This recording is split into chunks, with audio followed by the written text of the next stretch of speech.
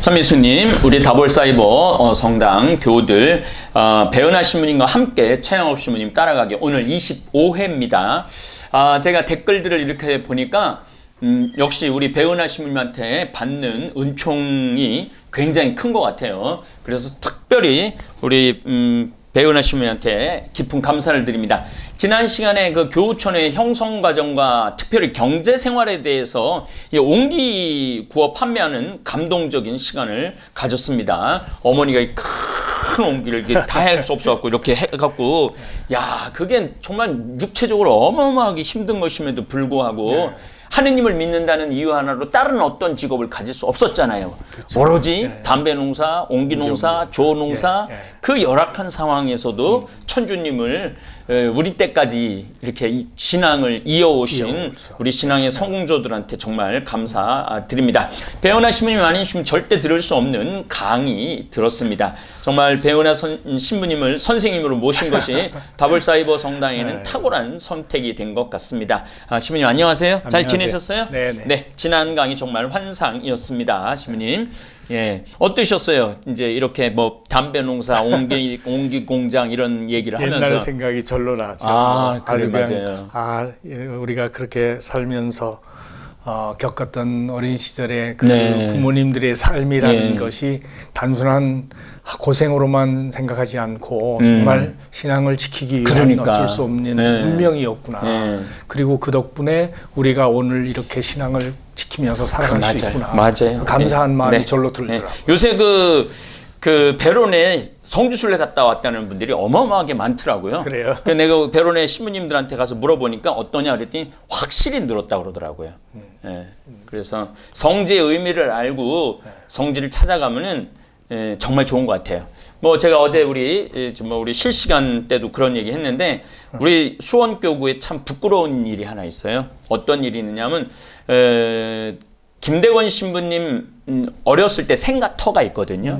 양지라는 곳에. 양지. 거기 어디냐면은 양지 파인 리조트, 양지 스키장 그 바로 아래에. 그래서 전 중학교 1학년, 2학년, 3학년 때까지 매번 봄방학 때 거기 순례를 했었어요. 우리 성당 친구들이랑. 근데 고등학교 때인가를 딱 갔는데 골프장이 생긴 거예요. 그게 없어진 거예요? 그냥 없어진 건 아니고 골프장이 이렇게 있으면 그 안에 있는 거예요. 그래서 이제 뭐 열쇠를 얻어갖고 우리가 들어갖고 이제 뭐 김대원 신부님 찬가도 부르고 노래도 부르는데 막 아저씨들이 소리 질러 시끄럽게 무슨 소리냐고. 그러더니 막 사람들이 어디 노래 부르지 말라고 우리한테 그러는 거예요. 그래서 뭐냐 그랬더니 그 어렸을 때 그게 골프장인지 몰랐던 거지. 그러니까 골프장 한가운데 김대원 신부님 생가터가 있는 거예요. 지금도. 그래요. 그래서 신자들이 지금도 거기를 순례를 못 해요. 못하지. 그래서 그때 중고등학교 때 그 어린 나이에 내가 이 골프장을 반드시 나중에 나이 먹으면 살이라 그런 결심을 했었거든요. 이거 돌려줘야죠. 그러니까 맞아. 그래서 지난번에 한번 가봤어요. 역시 그냥 골프장도 그냥 나무들도 어마어마하게 우거지고 있더라고요. 그래서 저거는 나중에 내가 정말 청국장을 팔아서라도 내가 꼭 사야 되겠다. 지금도 그 땅은 그대로 있어요? 그대로 있죠. 그 열쇠를 열고 들어가야 돼요. 그 생가터는. 그래서 이제 참 신앙의 성조들의 정신을 이어받는 거, 담배 공장, 옹기 공장, 이런 것도 중요하지만은 사실 그것도 나는 좀 어느 정도 재현이 돼야 되지 않느냐. 맞아요. 할 필요가 있어요. 재현이 돼야 되지 않느냐. 그런 생각도 들고. 그 은희 신부님 생가터도 그렇죠. 그것도 우리가 찾아와야 되지 않느냐. 저 그런 생각도 해요. 오늘 읽을 편지는 최영업 신부님이 당시 세계 정치를 얼마나 꿰뚫어 보고 있는지 알 수 있는 내용입니다. 이 원국 안드레아 신부님 목소리로 듣겠습니다.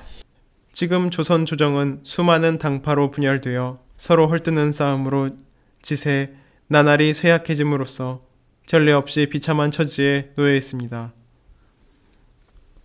전 왕 헌종은 과음과 방종한 여색으로 23살의 젊은 나이에 요절하였고 왕족 출신의 18살 된 새 왕 철종이 즉위하였습니다. 철종은 왕위에 오르기 전에는 강화도에서 귀양살이를 하던 사람입니다.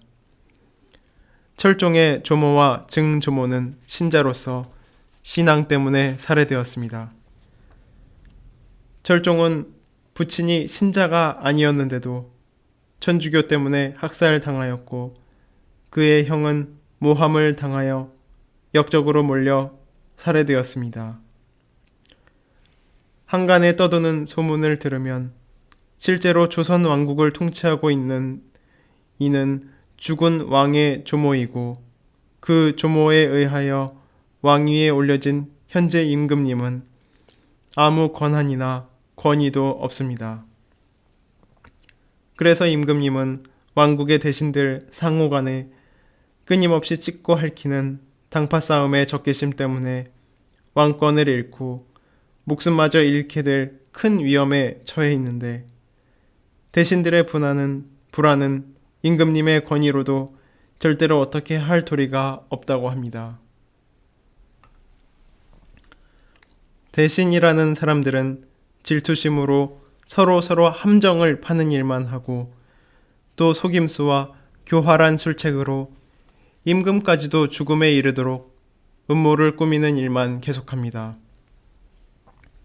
조선의 현 정세 아래서는 이런 끔찍한 범죄를 저지하고 이런 한심한 부조리를 바로잡을 방도가 전혀 없습니다.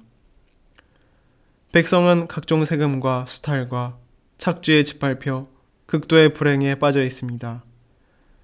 조정 관원들이나 포졸들이나 양반들이나 모두 하나같이 아무것도 생산하지 않고 가렴주구에만 눈이 먼 약탈자들입니다. 가난한 백성은 1년 내내 고달프게 일하지만 겨우 온갖 종류의 세금을 내는 것이 고작입니다. 이런 처참한 사정을 말씀드리자면 아직도 드릴 말씀이 많지만 이쯤 끝내겠습니다. 이제 다른 비참한 사정을 해결하기 위한 구제책을 강구할 말씀을 드리겠습니다. 제가 기대할 수 없는 것들은 모두 생략하고 한 가지만 말씀드리겠습니다. 네. 신부님이 이제 헌종, 철종 요 교체기에 1850년에 신부님 활동을 본격적으로 그렇죠. 하셨다고 보면은 예. 헌종, 철종 교체기에 계셨고 헌종도 크게 정치에 신경을 못 쓰고 그냥 뭐 병으로 죽었다 그러고 철종은 강화도에서 귀양살이 하다가 얼떨결에 18살에 그렇죠. 끌려오고 맞아요. 뭐 안동 김씨 그리고 풍양 조씨 예. 또 이 민씨 일가가 이제 나중에는 아주 나중에. 더 완전히 네. 이 조선을 사실은 순조, 헌종, 철종의 시대라기보다도 안동 김씨, 풍양 조씨, 그렇죠. 그다음에 그 민씨는 어디 민씨인지 잘 모르겠는데 어쨌든 우리 명성황후 거기에 아주 또 권세가 대단했더라고요. 그러니까 그 사람들이 사실은 왕이고 임금이었고 순조, 헌종, 철종은 사실은 꼭두각시였다는 생각을 전 들어요. 그래서 이 1850년에 쓰신 7번째 편지, 정확하게 그 역사의 현장에 있을 때 신부님은 정확하게 아셨던 것 같아요. 그 세금, 가렴 주고 그렇죠. 세금을 빼앗는 것만 신경을 썼지 다른 백성들 위한 건 아무것도 안 했다는 거죠. 근데 여기서 조정관원이나 포졸이나 양반들은 생산을 하지 않는다는 아주 중요한 지적을 해주시는 것 같아요. 그렇죠. 양반은 아무것도 생산 안 하고 그냥 양민들이나 아무것도 안 했죠. 그렇지 뭐 종의 노동만 착취했던 사람들이고 정말 가렴 주고 세금만 어떻게 하면 뺏어낼 건가 이 생각을 했으니 나라가 견딜 수가 없는 거죠. 그 이제 좀 다른 거지만 스페인하고 프랑스하고 이게 굉장히 영국은 원래는 힘이 없었는데 엘리자베스 1세 1600년에 그 스페인하고 무적함대하고 전쟁하면서 이기면서 이제 전 세계 해가 뜨지 않는 나라로 됐는데 스페인도 마찬가지고 프랑스도 마찬가지고 전쟁을 하느냐고 세금을 너무 많이 뺏어요. 그래서 결국은 스페인이 온 세상을 처음으로 발견하고도 결국은 쪼그라드는 나라 몰락도 거기 있고 프랑스는 그 나폴레옹이 저 1800 한 1799년에 있어서 1820년, 25년까지 전 유럽을 정복을 했지만 전쟁을 하느냐고 어떤 일이 벌어졌느냐면 일할 사람이 없었던 거예요. 다 전쟁터에 나가서 우리 아버지가 직업이 없는 거야. 뭐 하고 있어? 전쟁 싸우고 있어. 나라 경제가 올 수도 된 거죠. 근데 우리나라도 헌종, 철종, 고종까지 사실 생산하는 사람들이 농민, 양민밖에 없었는데 이 양민들을 이렇게 착취를 해내니까 결국은 100년을 견디다 못한 양민들이 1894년에 동학혁명이라는 게 일어날 수밖에 없었던 것 같아요. 그래서 신부님 1850년 요때 조금 다시 한번 우리 이 다볼사이버 교우들이 이거 들어도 새롭고 이 종합이 되거든요. 정치, 사회, 경제 구조에 대한 이야기 좀 한번 더 해주시면 좋을 것 같아요. 그래요. 참 이 시대의 역사를 뭐 정치, 문화, 경제적인 측면에서 이래 바라보게 되면 참 안타깝죠. 그렇죠. 가장 안타까운 시기였던 것 같아요. 예.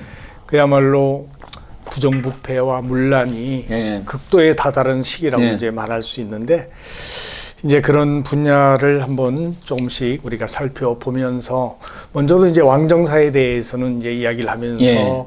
영조, 종조에 이어서 순조, 헌종, 그다음에 철종에 이르기까지 그런 왕위 계승이 어떻게 이루어졌고 그들이 어떤 모습으로 정치를 했는지는 이제 이야기를 했지만 그리고 또 하나 팁을 드린다면은 영조에서 정조에 넘어갈 때 조선에는 아주 큰 상처가 있었어요.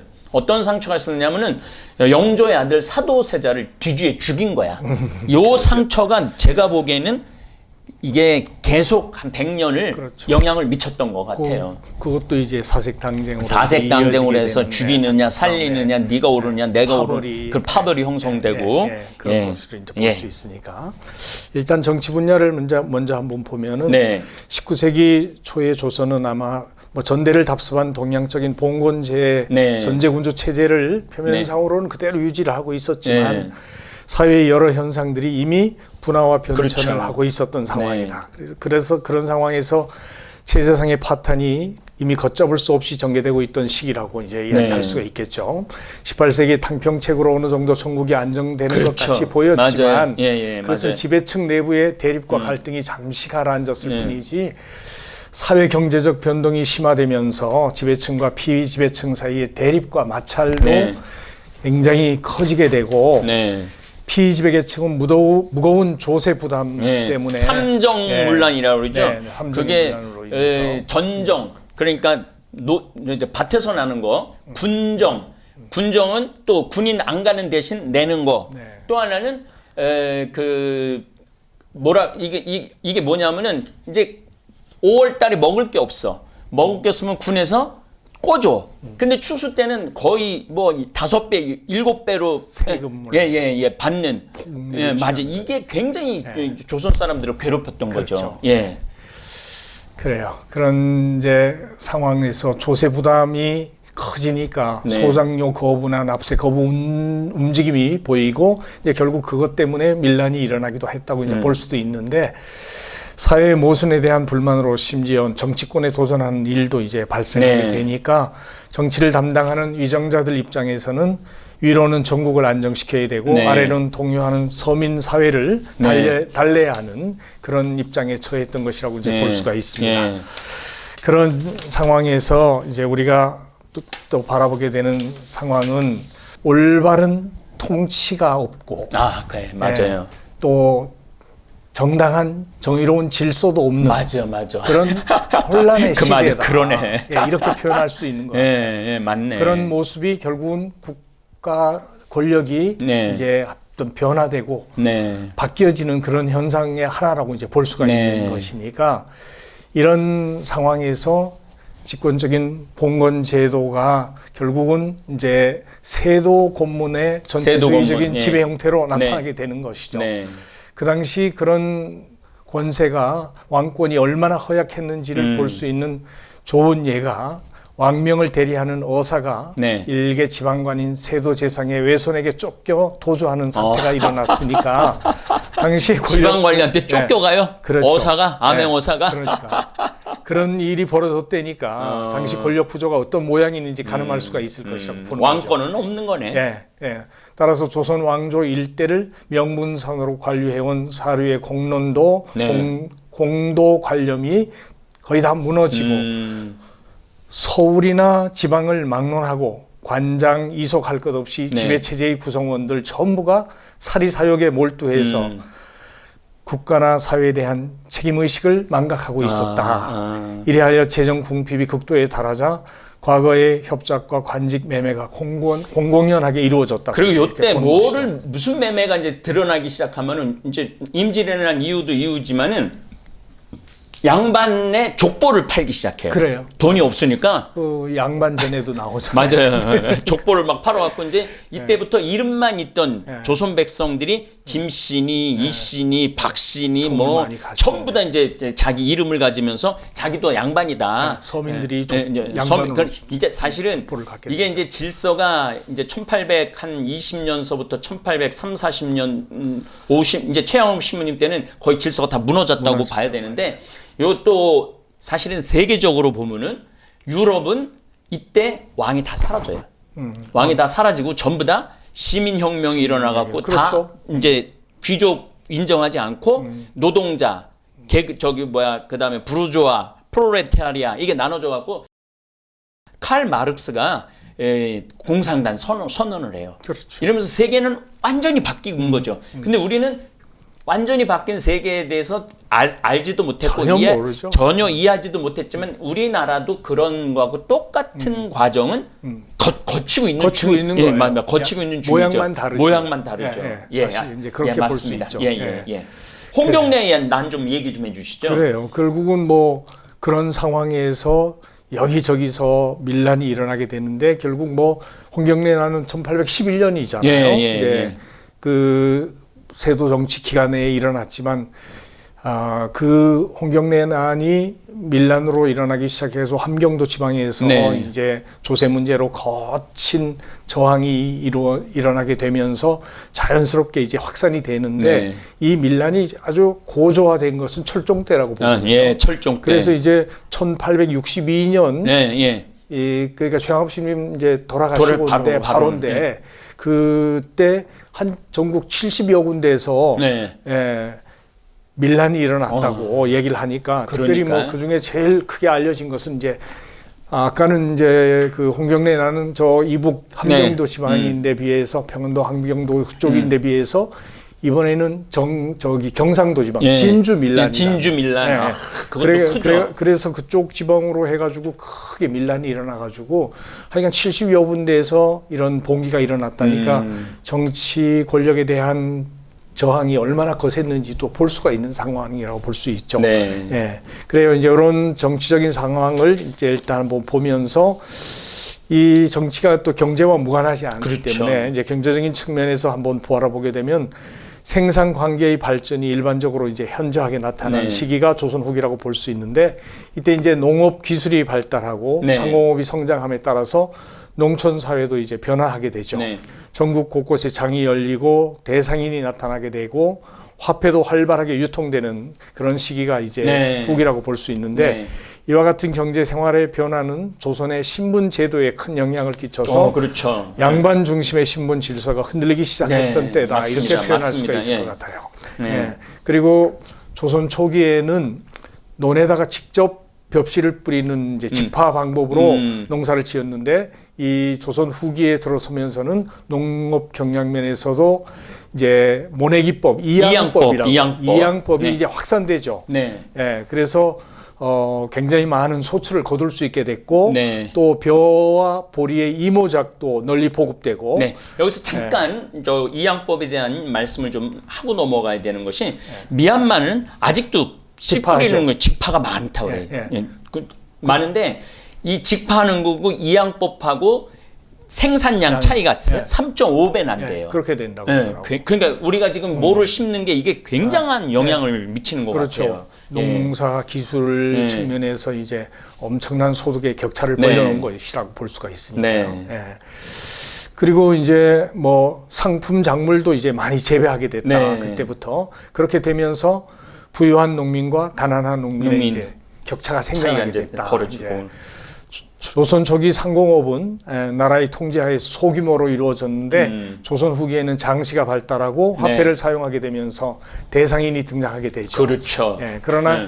이러한 발전을 몰이해야 한 국가는 맞아. 수천 년에 걸쳐 내려온 인습을 고집하고 보존하는 데 매달려서 네. 100년을 미뤄온 양전의 논의로 그것도 재정의 확보에 주안을 두어 진행시켜본 그전 정도였고 네. 변화나 발전의 어떤 형태도 계속 억압하고 억누리는 형태에 있었다고 네. 이제 보니까 일반 백성들은 그만큼 살기 위해서 몸부림치고 네. 애를 쓰고 있는데 네. 정부의 정책이나 이런 것은 따라오지도 못하고 그게 억누르기만 했다. 참 재미난 게 네. 그 루이 16세 마리 앙뚜아네트가 네. 루이 14세도 그러고 귀족들을 전부 다 베르사유 궁전으로 다 모았대요.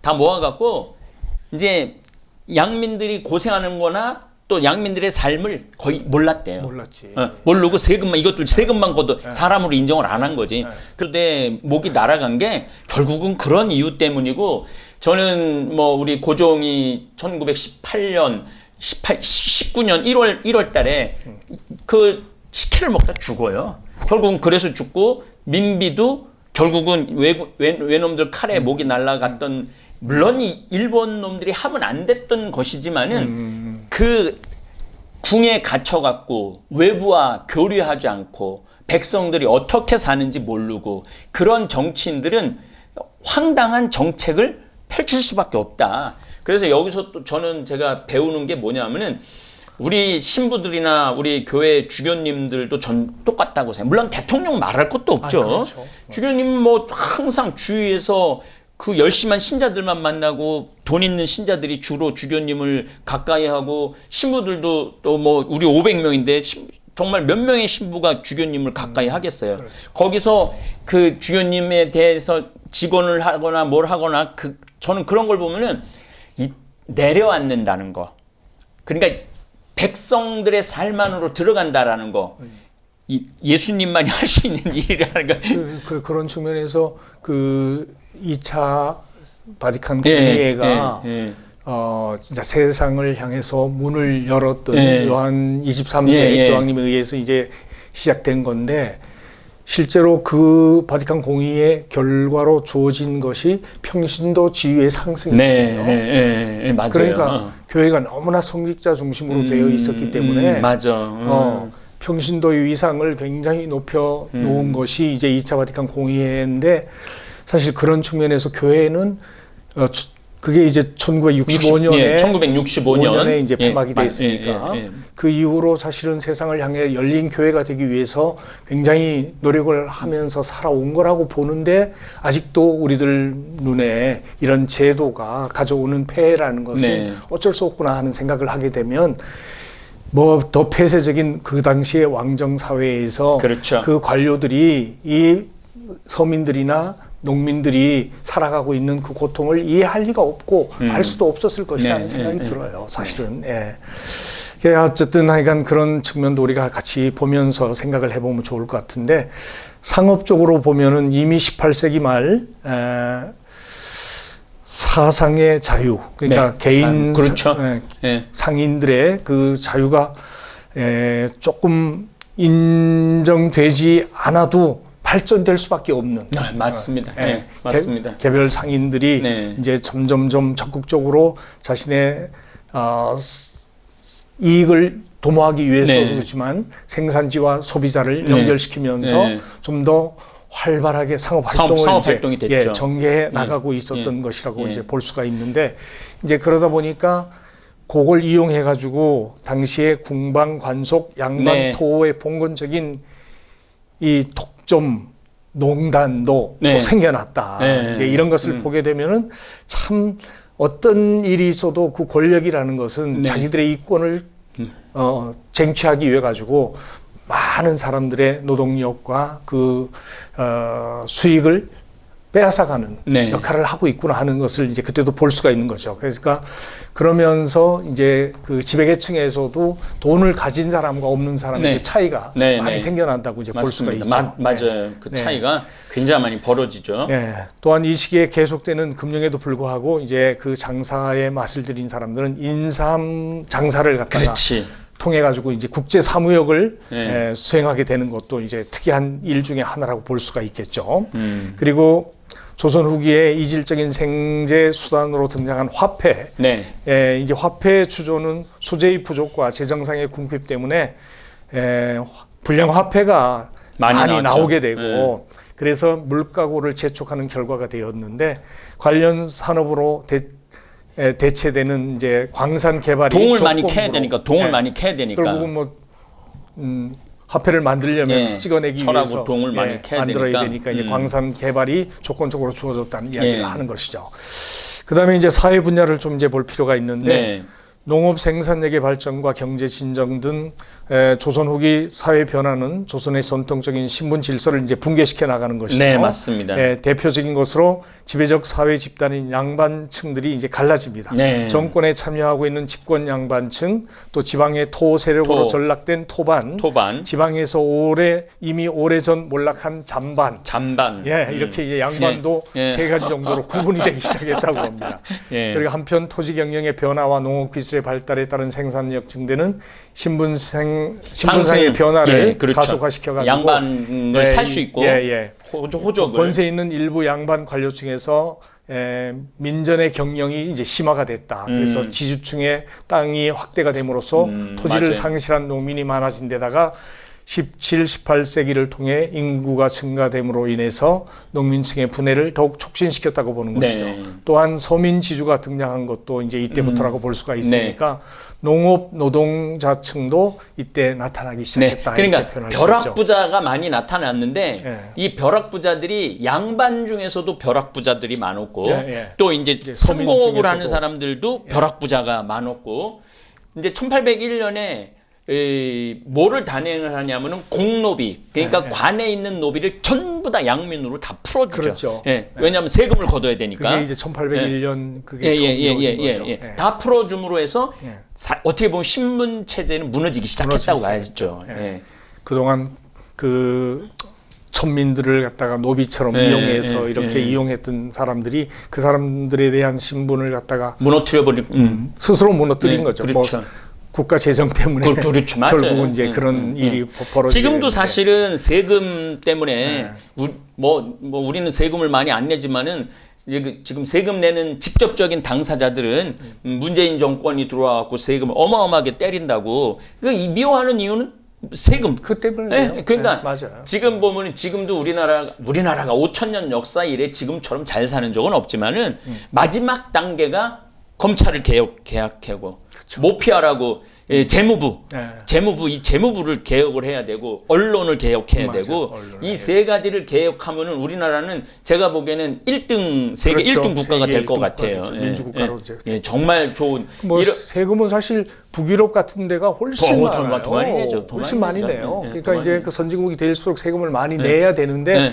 안 내는 것이 그야말로 길들여져 있었다. 맞아요. 보면 그러니까 어떻게 하든지 세금을 조금 내든지 안 내든지 하는 쪽으로 뭐 사람 본능이겠죠. 근데 이제 우리나라의 그 세금 제도에는 어떤 맹점이 있느냐면 많이 내는 사람한테 나중에 많이 줘야 되는데 지금 많이 내는 사람한테 많이 주는 제도가 아닌 거예요. 그게 없어요. 그죠? 그게 아쉽죠. 제가 작년에 소비세만 15억을 냈고 법인세는 2억 4천을 냈거든요. 그럼 내가 2억 4천을 내고 내가 여기 최고 책임자인데 그러면 내가 이제 앞으로 한 3, 4년을 뭐 한 3억씩 낸다 그러면 30억 정도 내잖아요.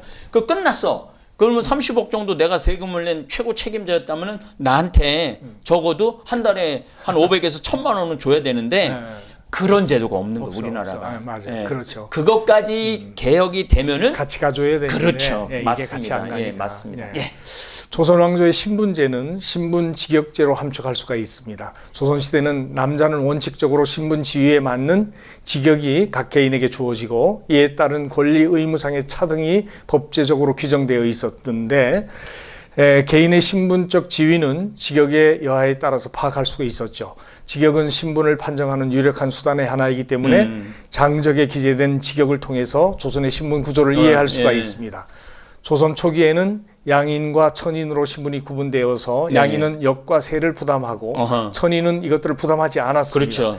양인이 역과 세를 부담하는 대신 그들은 관직에 진출할 수 있었고 과거 시험을 볼 수 있었고 천인은 관직 진출이 허용되지 않았습니다. 그렇죠. 그러나 맞습니다. 조선 중기에 이르면서 양반, 중인, 상민, 노비의 격차는 점점 벌어지기 시작했습니다. 맞습니다. 아마 홍경래 난에 참여한 주동들이 단순한 발악이 아닌 적극적인 참여 의지를 보인 것도 이러한 변질의 일환이라고 할 수 있겠거니와 이후 각지에서 산발적으로 일어나는 밀란 및 조직적인 규모의 도적의 횡행, 국채에 관한 관계되는 흉소 사건 등 모두가 봉건적 집권 체제의 몰락과 새로운 사회 관계를 태동하는 반영이었다고 볼 수가 있는 것이죠. 그리고 인도, 중국을 또 돌아온 괴질의 만연과 계속적인 흉년 그리고 기근 등이 이를 한층 더 촉진시켰다고 볼 수가 있습니다. 이제 그 괴질, 전염병 같은 경우가 가장 많이 왔을 때가 1600년대이긴 한데 그 다음으로 많이 왔을 때가 1800년대라고 그러더라고요. 흉년도 많이 오고. 흉년이 오고 어려워지니까. 흉년은 최종적으로 계속 흉년이 오다가 최종적인 흉년이 1905년에서 10년 사이에 거의 뭐 다 굶어 죽었다고 봐야 돼. 그래서 나라를 방어할 능력이 없었던 거죠. 뭐 나 먹고 살 것도 없고 밀란하느냐고 다 떠돌아다니고 뭐 산속으로 어울러 다니고 이랬으니 이 나라를 결집할 힘이 없었던 거예요. 그러니까 왕권 하나가 제자리를 제대로 지키지 못하고 역할을 못하면 얼마만큼 백성들이 고생하는지 알 수가 있는. 근데 이제 요게 이제 그 우리나라 국민들이 가장 아리까리하게 이해하고 있는 시대가 1801년에서부터 1905년이에요. 그렇죠. 왜냐하면 요 시대가 뭐 무슨 중심점도 없고 큰 전쟁도 없었고 맞아요. 왕은 왕대로 옮겨간다고 옮겨는 갔고 그런데 신부님이 지금 말씀하신 것처럼 신분적으로도 노비, 양민, 그 다음에 상인, 중인, 그 다음에 양반들은 양반들은 또 뭐 저기 도시 양반, 잠반, 뭐 그 다음에 몰락한 양반, 그렇죠. 이런 또 새로운 그러니까. 쌀이 또 생산이 잘 되니까 이 양법을 통해서 뭐가 늘어나냐면 또 인구는 또 늘어나는 거예요. 그렇죠. 인구는 늘어나고 굶어 죽는 사람은 많고 그리고 왕은 없고 그리고 이제 권문 세도가들이 또 자기네들 것만 수탈을 하고 이러니까 나라가 심히 말씀대로 왕이 중심이 되든 아니면 영국이나 프랑스처럼 의회가 딱 들어와 갖고 뭐 다 들어와 갖고 나라를 한번 연구를 해보자 이런 게 없었어요. 그때 우리의 종교는 어떤 역할을 했다고. 맞아요. 그러니까 이제 그런 상황에서 종교가 결국은 빛이 될 수밖에 없었던 거니까 천주교가 그런 상황 속에서 우리 조선 땅에 전래됐다는 것이 정말 특별한 의미를 지니죠. 구원의 복음이라고 생각하는데 사실 그런 권력 세력들이 새로운 문화, 종교를 받아들일 수가 없죠. 왜냐하면 이 이념과 사상을 받아들이는 것은 자기들의 권한이 권력이 무너지는 거죠. 다 내려놔야 되는 거니까. 그러니까 결국은 종교를 탄압할 수밖에 없었기 때문에 이제 종교가 정치 문제가 되어서 신유박해와 기해박해 일어나게 돼서 수백 명씩 순교자를 내게 되는 그런 상황이 되고 그런 속에서도 서양 제국주의 진출이 이제 이 땅에 계속 물밀듯이 몰려 들어오게 되는 상황이 되고 그래서 영국, 프랑스 전초 큰 미국까지 포함해서 함대들이 이제 조선 지역을 사찰하고 탐색하는 상황이 되는 것이라고 볼 수 있죠. 또 수백 년에 걸친 주작의 지도 이념도 퇴색되고 그에 편승했던 지배 체제가 이들 변천에 대응할 탄력을 잃게 되자 민중들 속에는 새로운 생활 이념인 동학이 서학에 반대된 동학 그게 싹트게 되는 거죠. 민중들의 불만은 밀란으로뿐만 아니라 종교 운동으로 전개되는 것이 바로 이제 동학이라고 이제 표현할 수가 있을 것 같습니다. 그 이제 동학 운동이 결국은 농민을 중심으로 해서 현실을 개혁하려는 사람들에 의해서 일어난 운동이라고 이제 볼 수도 있는데 조정에서는 그 동학도 굉장히 나쁘다고. 반체제적인 그렇죠. 위험한 사상으로 보았기 때문에 최재우를 갖다가 혹세무민한 도를 퍼뜨리는 그런 사람으로 얘기해서 처형을 하게 되는 것이죠. 그 그리고 동학의 숫자가 네. 뭐 통계 내는 데마다 다르지만은 최소 600만 명, 네. 최대 900만 명까지. 뭐 일반 서민들은 안 따라갈 수가 없죠. 그렇죠. 최대 900만까지도 네. 본다고 그러더라고요. 이리 죽으나 저리 죽으나, 이리 죽으나 저리 죽으나. 살 길이 막막했으니까. 예, 예. 그러니까 동학이라는 게 네.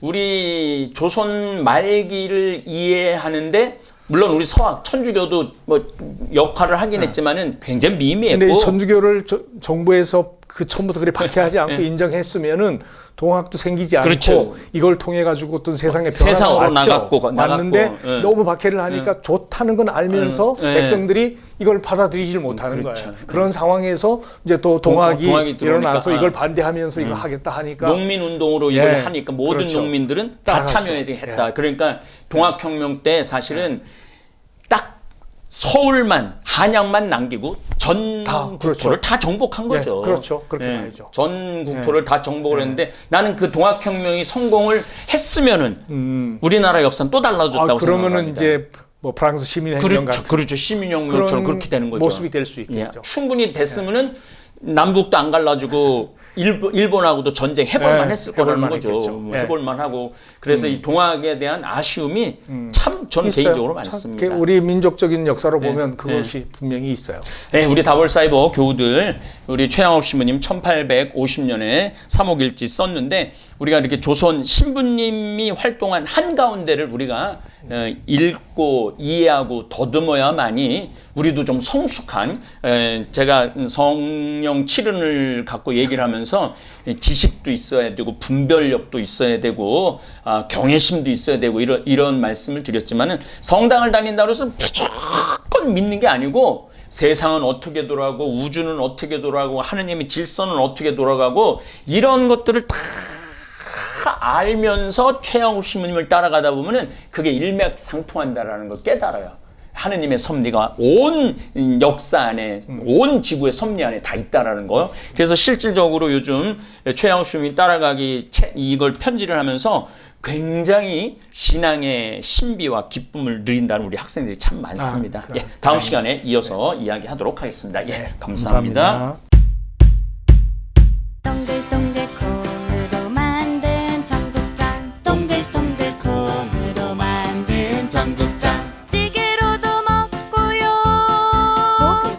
가루는 생수에도 타서 먹어요 우리 모두 건강을 챙겨봐요 생태맘 청국장